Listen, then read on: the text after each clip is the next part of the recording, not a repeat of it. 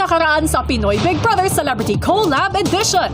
Hinarap ng mga final duos ang huling pagsubok na dala ng mga duo challengers. Ang hamon ng tapatan. Ngayong gabi, sasalang na ang breka sa tapatan at ang pamamaalam ng duo challengers. Kikilalanin na rin natin ang duo na ibinoto nila at ng mga housemates. Ang unang duo na mapapabilang sa Big Four. Pakatutukan yan dito lang sa Pinoy Big Brother Celebrity Collab Edition. Sa pagpapatuloy ng Big Tapatan, huling sumalang sina Brent at Mika na una nang napag-usapang handang iparaya ang kanilang pwesto para kina Shuvi at Clarice. Oh, hey y'all. I was really planning to stay calm, move with kindness as we've always talked about here. Next ko po talaga yung worst. Kanina, tinanong kami ni Kuya kung bibigyan kami ng chance ibigay yung spot namin sa kahit na sino sa inyo. And may answer na kami. Itong duong to, deserve pa yung spot dito sa bahay. When we came up with this decision, it wasn't really to look like a hero. We want to do it because we want to do it. So, we're giving up our spot for Ate Clan and Shubi. Ate Clan and Shubi. Wow.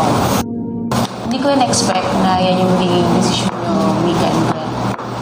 Thank you kasi grabe, willing kayo i-give up yung spot for us. But guys, sasayangin niyo yung slot niyo para sa amin. Kung sa inyo mabibigay atin dito, sayang. Di naman kami panalo na eh. So, ibibigay namin sa inyo yung slot, hindi yung panalo. So, kayo pa rin yung lalaban doon. So, bakit nag-join pa kayo ng PBB kung ibibigay nyo lang din pala sa iba? Isang kembot na lang, last eviction, Big Four. Tapos i-give up mo. Honestly, Mika, not gonna lie. For example, I'm in your possession, tapos si Shubi. Hindi ko bibigay kay Shubi kahit best friend ko siya. Hindi ko bibigay. Pero bakit? Is this like a facade para good image? Game like, plan ba? Game plan ba to? Alam niyo ba na hindi totoo na magsaswap kayo? Umpisa pa lang. Lahat ng ginagawa ko sa loob ng bahay, ginagawa ko kasi totoo. So, hindi siya something na kailangan kong i-push. Hindi siya mahirap para sa akin. Even this, even giving up the spot is not even hard for me. Tapos na yung reason ko. Tapos na talaga. So what is that? So what is it? Gusto ko makapasok sa bahay ni Kuya. That's it. Yun lang? Yun lang. That's really disappointing. That's We just super. wanted to get in here just to get in here. Yun lang pala Sorry. yun. Ano, That's it. Ikaw, Brent, sa tingin mo, napakita mo na yung best mo dito? Kasi sa tagal-tagal nyo dito, I still don't know you. Who are you? I mean, Are you? Say that Who to me. am I? Yeah. No one cares about Kira Ballinger. That's why evicted. Andito kayo, may pinaglalaban kayo. And you're give it all up for Shukla? alam naman nating lahat, yung nagawa ni Ate lang sa bahay. Kahit yung pagka-vote sa kanila, kinakagulat pa namin. And that's not fair. Sa totoo, ayaw talaga namin to na malalaman talaga nila. Kasi alam namin ilalaban nila. And even this task, for sure, para ilaban, hindi namin to isuko. Hindi naman kayo magiging ganyan. You guys are not like this.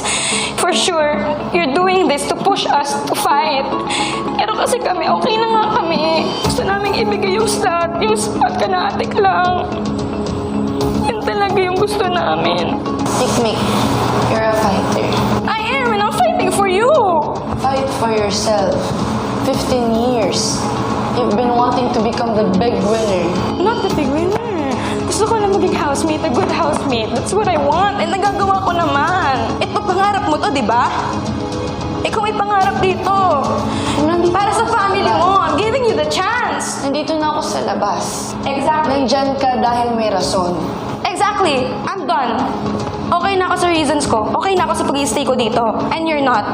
Even yung Ate lang. Pero yun talagang decision namin, di yun magbabago. Kahit gano'n nyo kami pilitin, interrogatin. Brent, sabi mo naniniwala ka sa akin na meron na naniniwala sa akin outside.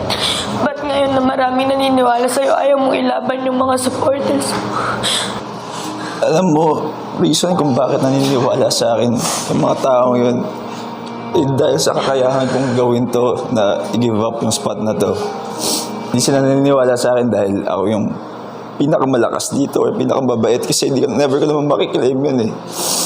Pero yung rason kung bakit nandito pa ako talaga sa mga ganito kasi willing namin sacrifice. Pamilya namin yan, dalawang yan eh. Pamilya namin yan. We're willing to do anything for family. And if that reason is not good enough for you, I'm sorry. Pero yun lang talaga eh. Good enough na yung reason namin. Hindi talaga magbabago, sorry.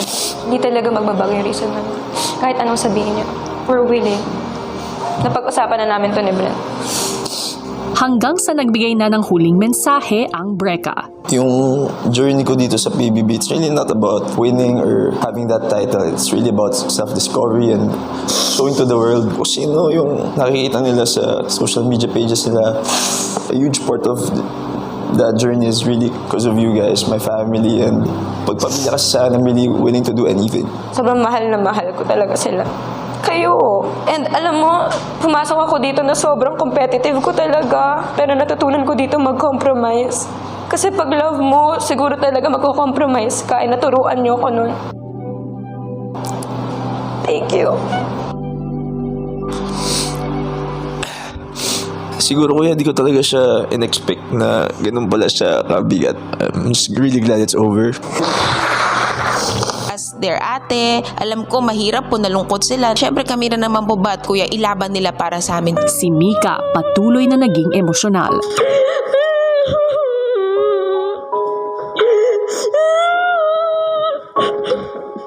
We are fighting. That's not me giving up. It's just kaya kong ibigay talaga. I did well, bro.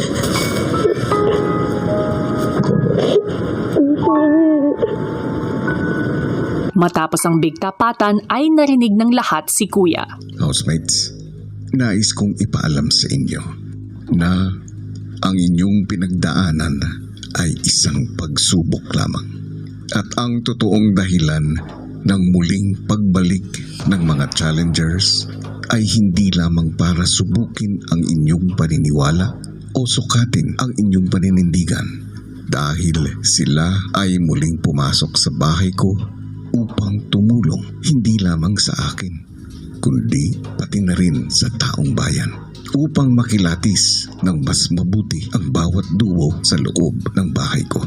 Dahil ang bawat isa sa kanila ay may kapangyarihan na bumoto ng isang final duo na sa tingin nilang karapat-dapat mapabilang sa Big Four.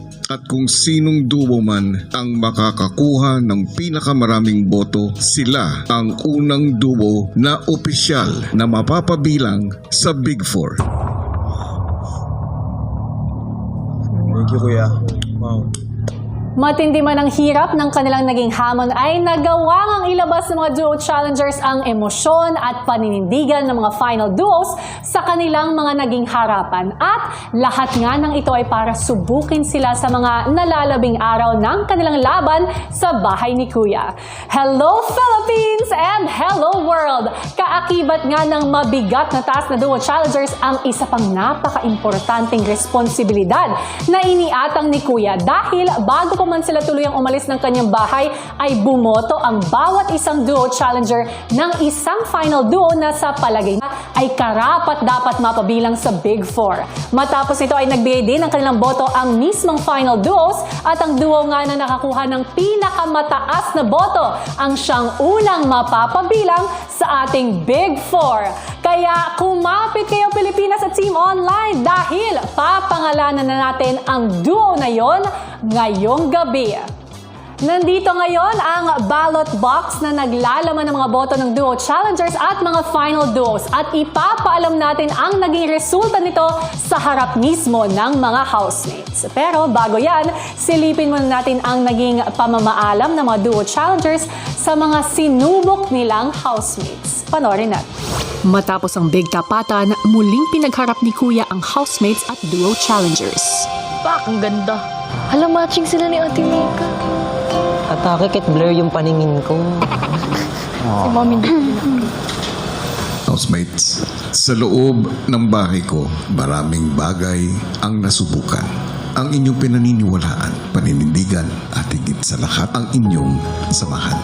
Ikinatutuwa ko na nagkaroon kayo ng pagkakataon na ilabas ang inyong ipinaglalaban, at higit sa lahat ay ipagtanggol ito. Mahalagang bahagi ito sa pagiging housemate sa bahay ko. Lalo pat ngayon na may kaduo kayo at may isang taong masasandalan. Nais ko din ipaalam sa inyo na ang lahat ng ito ay hindi magiging posible kung wala ang dating ninyong mga housemates na nasa inyong mga harapan. Hiningi ko ang tulong nila at ibinigay nila ito ng buo. Inatasan ko sila na maging matapang at mapanubok Ibig sabihin, ang lahat ng nasaksihan ninyo kagabi mula sa kanila ay isang task lamang.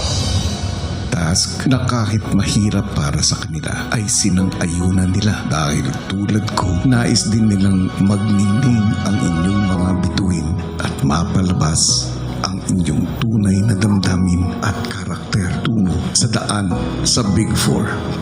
At ngayong tapos nyo nang maipakita kung paano kayo manindigan, alam ko na muling mananaig ang nabuo ninyong samahan sa isa't isa. Dahil dyan, para sa kahuli-hulihang pagkakataon ngayong edisyon, nais kong magsama ang lahat ng housemates ng bahay ko. Maaari nyo nang lapitan ang isa't isa.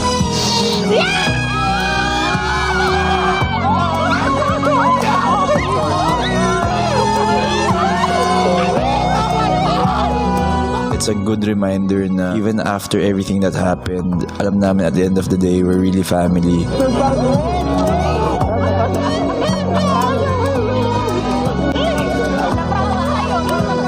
Nakakatuwa po na makita yung pagmamahal at nakakatuwa na malaman na hindi po nawawala yung relationship na nabuo namin dito sa loob ng bahay.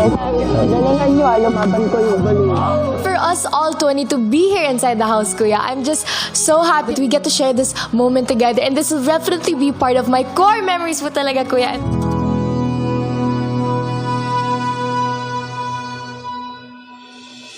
Pasensya na sa mga nangyaring nakaraan. Alam nyo, ito yung totoong kami. Ito yung totoong kami. Talagang task lang. Kailangan namin gawin at sobrang proud na proud ako sa inyo. We may not be with you, but we want you to know that we are cheering for every one of you outside. Sa mata ng mga magulang nyo, ng pamilya nyo, ng mga taong nagmamahal sa inyo, para sa kanila, big winner na kayo. Nakakalambot ng puso. It gave me a drive to fight more. Kasi I'm fighting also this fight for them, Kuya.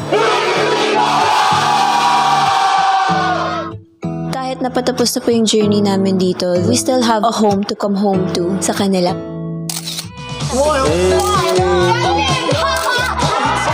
Hanggang sa oras na para magpaalam ang ex-housemates. It reminded us na isa kaming pamilya. The magic really is with the housemates. Sa pagpapaalam nga ng Duo Challengers ay iniwan nila ang kanilang mga boto para sa duo na pinakakarapat dapat na mapabilang sa Big Four. Maging ang mga final duos ay hiningan rin ni Kuya ng boto. Ang proseso ng kanilang naging pagpili, narito. Matapos ang tapatan, isa-isang ipinatawag ni Kuya ang Duo Challengers sa confession room. Nasa iyong harapan ng 5 golden eye. Ang bawat golden eye ay sumisimbolo sa aking 5 final duos. Pipili ka ng isa upang iboto kung sino ang pinaniniwalaan mong pinaka-karapat-dapat mapabilang sa Big Four ng edisyong ito. Kapag nakapagdesisyon ka na, kukunin mo ang golden eye ng final duo na pinipili mo at ihuhulog mo ang golden eye sa loob nito. Matapos makapag-isip at ibigay ang kanilang mga rason ay pumili na nga ang mga Duo Challengers ng kanilang iboboto. Ihulog na.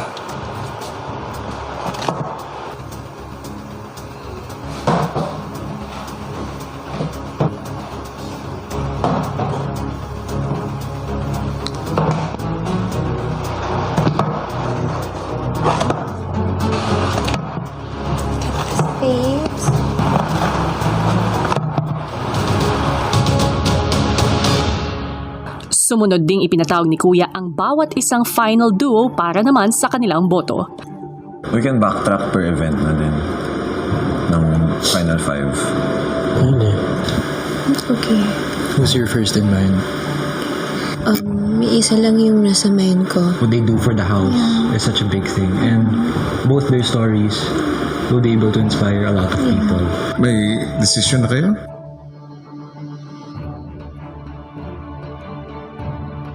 Yes po, Kuya. Sure? Isa-isa na ring ibinigay ng mga final duos ang kanilang mga boto.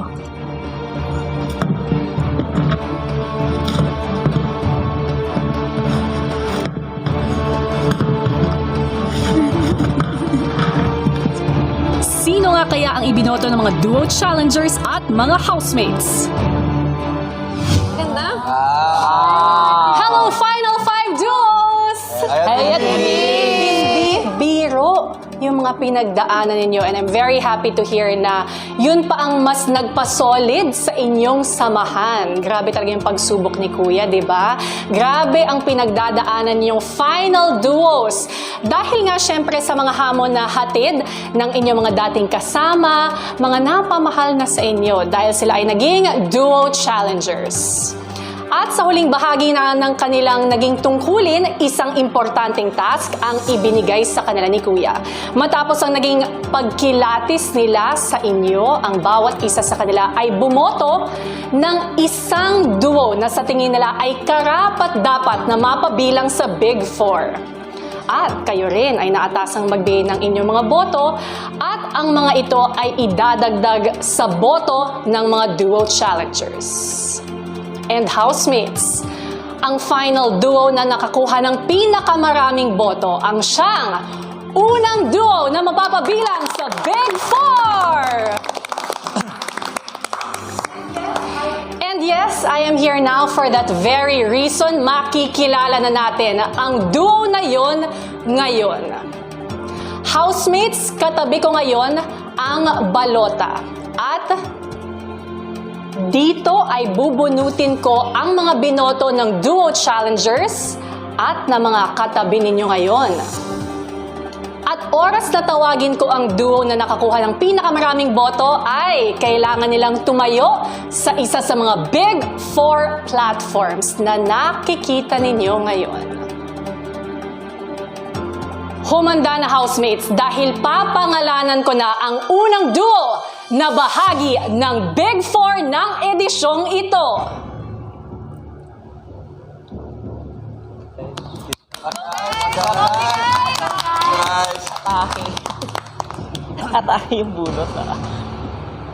Sa ating susunod na pag-uusap, magbabalik ako, housemate.